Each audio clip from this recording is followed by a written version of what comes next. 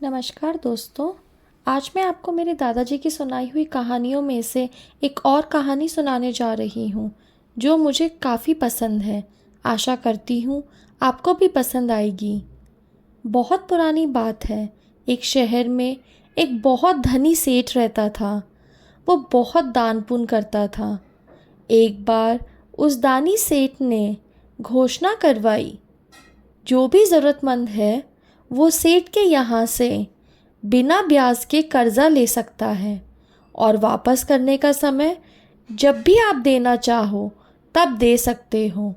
अगर इस जन्म में नहीं दे सकते तो अगले जन्म में भी वापस कर सकते हो, लेकिन उसे अपना नाम और वापस करने का समय कर्ज़ा लेते वक्त लिखवाना होगा। ये बात दूर दूर तक फैल गई और लोग उस सेठ के यहाँ उधार पैसे लेने आने लगे। एक गांव में 4 दोस्त रहते थे जो कोई काम नहीं करते थे। सेठ की घोषणा उन तक भी पहुंच गई। उन्होंने आपस में सलाह की, हम साथ साथ जाएंगे और सेठ से पैसे उधार लेंगे और वापस करने का समय अगला जन्म लिखवा देंगे। सेठ हमसे पैसे वापस भी नहीं मांगेगा। हम सेठ से लिए पैसों से अपना जीवन आराम से गुजार पाएंगे। ज़्यादा से ज़्यादा पैसे उधार लेंगे, अगला जन्म किसने देखा है। उस समय में सोने के सिक्के हुआ करते थे। आपस में सलाह करके उन्होंने 500 सोने के सिक्के उधार लेने का सोचा। फिर उन लोगों ने उस सेठ का पता मालूम किया और वो सेठ के शहर जाने का फैसला किया। उन दिनों यातायात का कोई साधन नहीं था। वो चारों पैदल ही उस शहर की तरफ चलने लगे। चलते चलते शाम हो गई। वो थक गए। जंगल में कुछ दिखाई नहीं दे रहा था। वो चारों जंगल में ही सो गए। जल्दी उठकर फिर चलने लगे और उस शहर में पहुंच गए जहां पर सेठ रहता था। पूछते पूछते सेठ के पास भी पहुंच गए। वो सेठ से बोले, हम आपसे उधार लेने आए हैं। सेठ ने उन्हें मुनीम जी के पास भेज दिया। मुनीम ने उनका नाम और पता लिखा। वापस करने का समय पूछा तो उन्होंने अगला जन्म बताया और 500 सोने के सिक्के देने को कहा। वो इतने सारे पैसे देखकर बहुत खुश हुए और वापस अपने गांव को चल दिए। चलते चलते शाम हो गई। अब वो रात को रुकने के लिए जगह ढूंढने लगे, क्योंकि उनके पास अब बहुत पैसे थे और जंगल में डाकुओं का खतरा था। ये सोचकर वो डर के चलते रहे और कुछ देर बाद उन्हें एक कुटिया दिखाई दी। उन्होंने उस कुटिया के पास जाकर आवाज़ दी। उसमें एक बूढ़ी औरत रहती थी। वह बाहर आई। वो चारों उससे कहने लगे, माई, रात बहुत हो गई, हमें रात काटने के लिए जगह चाहिए और भूख भी बहुत लगी है, कुछ खाने को भी दे दो। वो बूढ़ी औरत बोली, आप इस कुटिया में रह सकते हो। मेरे पास खाने के लिए कुछ नहीं है। मेरे पास एक बूढ़ा बैल और एक गाय है, जिसके दूध से मैं अपना गुजारा करती हूँ। अभी आप सबके लिए दूध मिल सकता है और खाने के लिए तो मेरे पास कुछ नहीं है। वो अंदर जाकर एक एक गिलास दूध पीकर लेट गए। इतने में बाहर से एक आवाज़ आई। वो चारों एकदम से डर गए और उन्होंने अपने पैसे कुटिया में बोरे में जिसमें गाय का चारा था उसके नीचे छुपा दिए और वो चारों भी छुप गए। बुढ़िया, जो बाहर गाय के पास लेटी हुई थी, उठकर बैठ गई। उसने देखा एक साधु जी आए हैं। साधु बुढ़िया से कहने लगे, रात बहुत हो गई है, जंगल में कुछ नहीं दिखाई दे रहा, मैं यहाँ रात को रुककर सुबह चला जाऊंगा। बुढ़िया कहने लगी, अंदर 4 आदमी और हैं, वो भी इसी कुटिया में रुके हैं, आप उनके साथ सो जाओ। यह कहकर बुढ़िया उस साधु को कुटिया में छोड़कर चली गई और एक गिलास दूध जो उसने अपने लिए रखा था साधु के लिए ले आई। साधु ने दूध पिया और उस बुढ़िया को आशीर्वाद दिया और लेट गया। बुढ़िया अपनी गाय और बैल के पास बाहर जाकर सो गई। अब वो चारों आपस में इशारे से बात करने लगे कि ये साधु के भेष में कोई चोर हो सकता है। इसे पता तो नहीं चल गया कि हमारे पास पैसा है। इशारों इशारों में उन्होंने फैसला किया वो सब बारी बारी सोएंगे और इस तरह वे चारों बारी बारी जागकर पैसों की रखवाली करने लगे। सुबह हो गई। साधु उठा और जो आदमी जिसकी अब जगने की बारी थी वो उठा हुआ था। साधु जी उससे कहने लगे, मैं जा रहा हूँ, आप अपने साथियों को उठाकर यहाँ से जल्दी चले जाओ, क्योंकि बुढ़िया जैसे ही इस गाय का आज दूध निकालेगी ये गाय मर जाएगी। इस गाय के मरने से बुढ़िया बहुत रोएगी, क्योंकि इसका गुजारा इसी गाय के दूध से होता है। ये कहकर वो साधु वहाँ से चला गया। इतने में उसके बाकी के तीनों साथी भी उठ गए। उसने साधु की बात अपने साथियों को बताई तो वो कहने लगे, वो साधु ढोंगी है।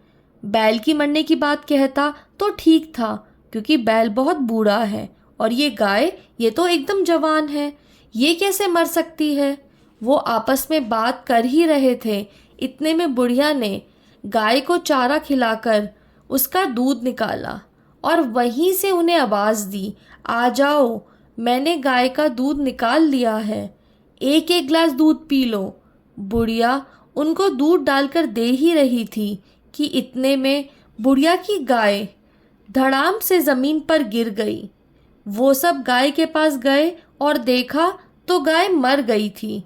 अब बुढ़िया ज़ोर ज़ोर से रोने लगी।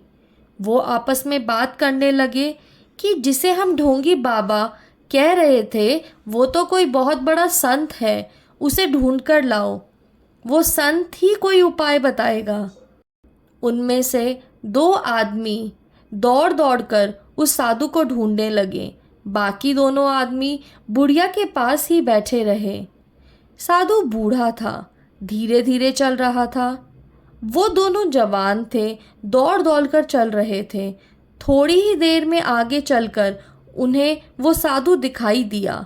वो दोनों उसके पैरों में लेट गए और कहने लगे, बाबा आप वापस चलो, वो गाय मर गई, बुढ़िया बहुत रो रही है, आप ही कोई उपाय करो। ये कहकर वो साधु को अपने साथ बुढ़िया की कुटिया पर ले आए। साधु को देखकर बुढ़िया और ज़ोर से रोने लगी। रोते रोते कहने लगी, बाबा मेरा गुजारा उसी गाय से होता था, अब तो मेरे भूखे मरने की नौबत आ गई है। महाराज बताइए अब मैं क्या करूं?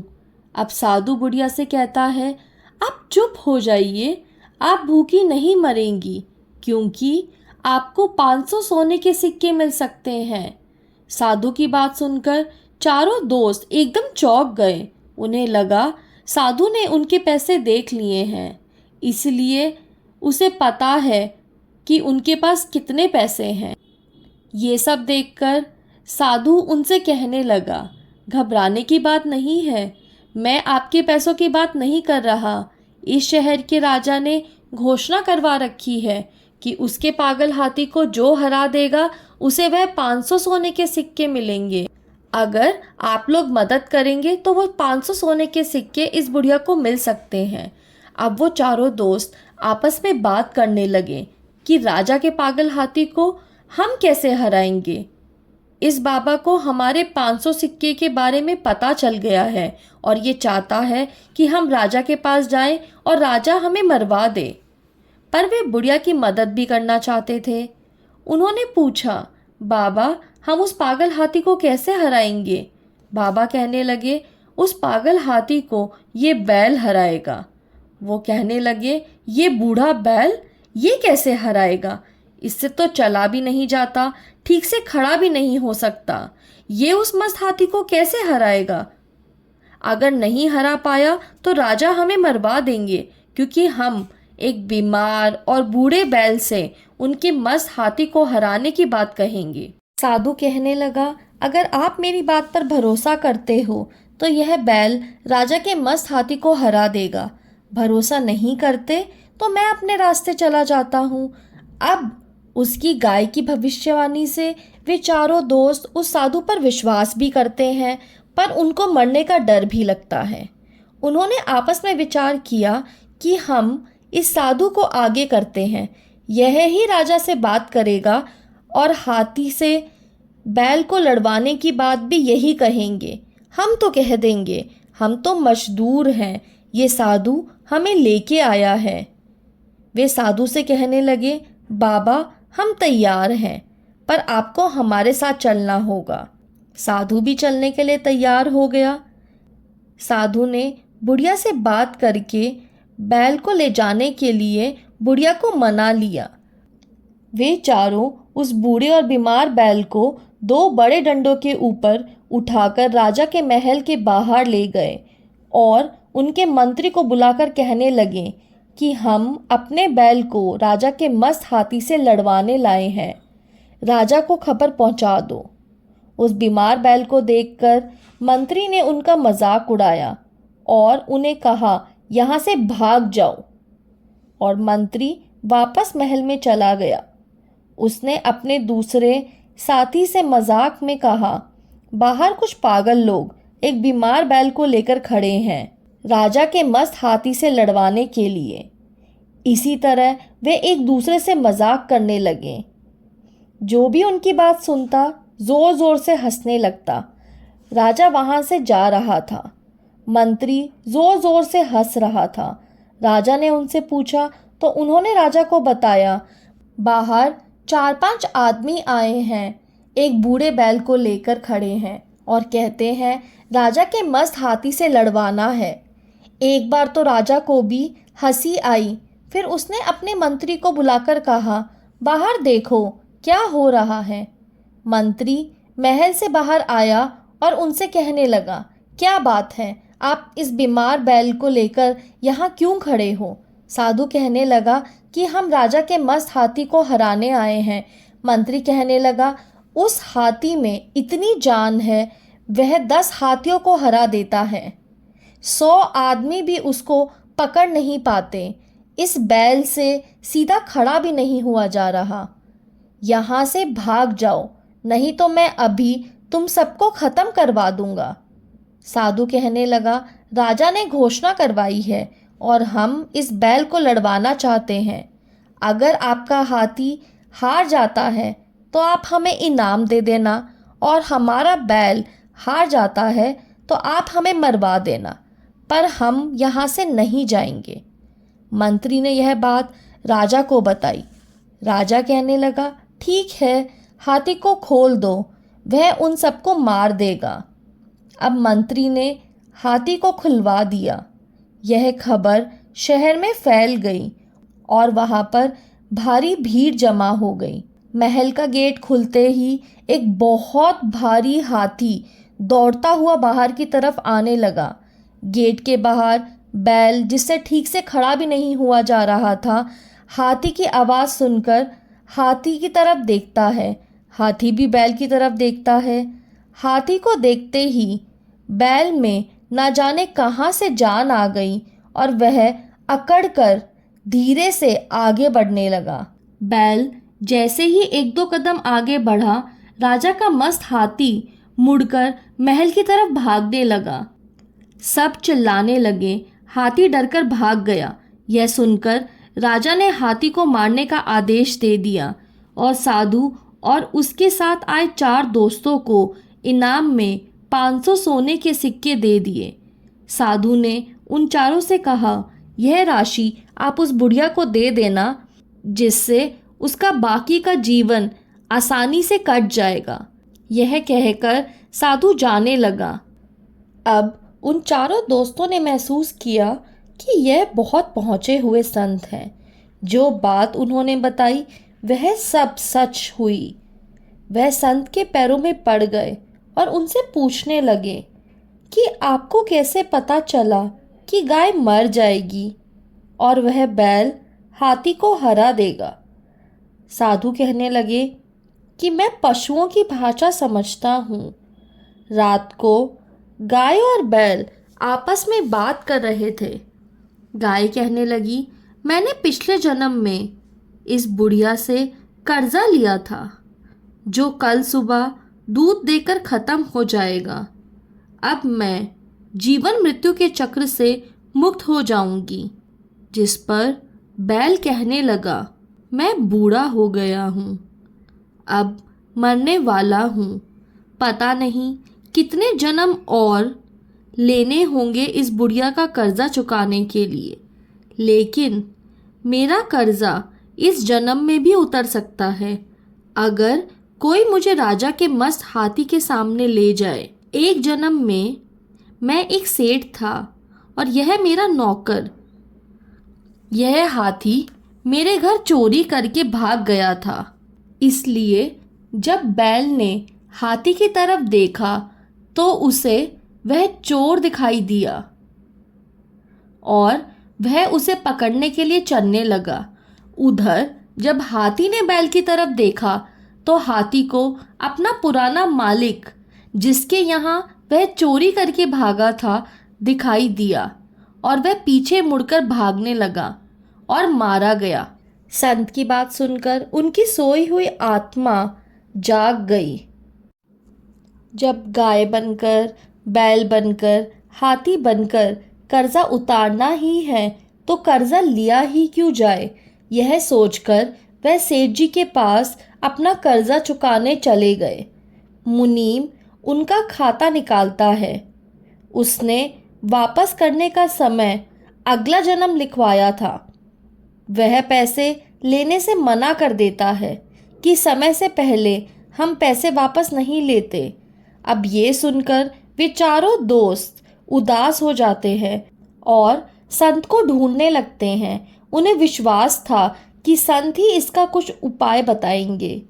थोड़ी मेहनत के बाद उन्हें वह संत फिर से मिल जाते हैं और वे चारों उनके पैरों में गिरकर पैसे वापस करने का उपाय बताने को कहते हैं। इस पर संत कहते हैं, उपाय तो मैं बता दूंगा, पर आप लोगों को बहुत मेहनत करनी पड़ेगी। कहते हैं, जन्म जन्म कष्ट भोगने से अच्छा है हम इसी जन्म में मेहनत करके मुक्ति प्राप्त करें, नहीं तो पता नहीं कितने जन्म लेकर इस कर्ज से मुक्ति मिलेगी। संत कहते हैं, जंगल ऐसी जगह है, तलाश करो जहाँ चारों तरफ रास्ता जाता हो। वो जंगल में एक चौराहा तलाश करते हैं। वहाँ पर संत की मदद से बहुत सारे मजदूर लगाकर बहुत ही सुंदर पीने के पानी का तालाब बनवाते हैं। वो खुद भी तालाब बनाने में बहुत मेहनत करते हैं। उनकी मेहनत देखकर संत भी खुश हो जाते हैं और उन्हें आशीर्वाद देते हैं। तालाब बनकर तैयार हो जाता है। चारों तरफ सफ़ेद पत्थर की सीढ़ियाँ बनी हैं और एकदम साफ पानी दूर से दिखाई देता है। उस तालाब पर वे उस दानी सेठ का नाम लिखवा देते हैं। राहगीर जंगल में इतना साफ पानी देखकर खुश हो जाते हैं और जैसे ही पानी पीने जाते हैं वो चारों दोस्त उन राहगीरों को वहाँ से बिना पानी पिए ही भगा देते हैं। अब यह बात सारे शहर में फैल गई कि सेठ जी ने तालाब तो बनवाया लेकिन तालाब में पानी नहीं पीने देते। सेठ जी की बदनामी होने लगी। जब सेठ जी को यह बात पता चली तो वह खुद तालाब देखने पहुंचे। तालाब पर उनका नाम बड़े अक्षरों में लिखा था जो दूर से ही दिखाई देता था। सेठ जी ने उनसे कहा, यह तालाब मैंने नहीं बनवाया, फिर इस पर मेरा नाम क्यों लिखवाया है और राहगीरों को पानी पीने से क्यों मना कर रहे हो। अब उन्होंने पूरा वर्णन सुनाया। यह सुनकर सेठ जी ने बही में से उनका नाम कटवा दिया और चारों दोस्तों को अपने यहाँ नौकरी दे दी कि ऐसे ही तालाब जंगल में और बनवा दो। वे बोले, हमारा एक काम और बाकी है, हम उसको पूरा करके फिर आपके पास आते हैं। और वो चारों उस बुढ़िया की कुटिया में गए। वहाँ पर वह बूढ़ी औरत भूख से रो रही थी। उन्होंने उसके लिए एक सुंदर घर बनवाया और बहुत सी गाय खरीद कर दी। और बाकी पैसे उस औरत को सौंप कर कहा, आपकी बाकी जिंदगी आराम से कट जाएगी। सेठ जी के पास वापस लौट गए। हम किसी भी प्रकार से चोरी, बेईमानी, लालच करते हैं तो उसका फल हमें भोगना ही होगा। इस जन्म नहीं तो अगले जन्म में या और अगले जन्म में। अच्छा करेंगे तो अच्छा फल मिलेगा। हम किसी भी प्रकार का कर्म करते हैं, चाहे वो अच्छे कर्म हो या बुरे कर्म, उनका फल हमें भोगना ही होगा, इस जन्म में या अगले जन्म में।